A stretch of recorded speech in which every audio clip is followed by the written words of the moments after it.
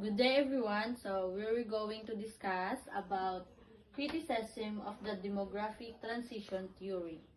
So demographic transition theory is criticized because it is mainly based on the experience of Western countries and may not apply to less developed nations.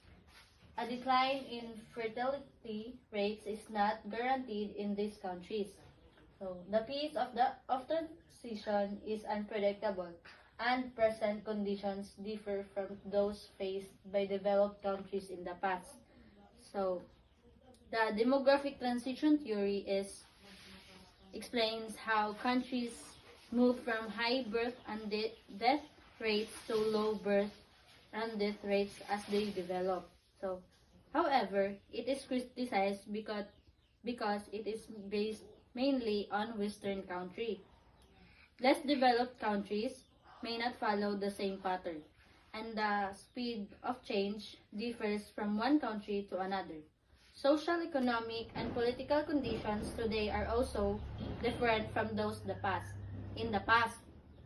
Example, European countries experience a slow decline in fertility over so many decades as industrialization progressed. In contrast, some developing countries still have high birth rates despite economic growth, showing that development alone does not guarantee a fertility decline.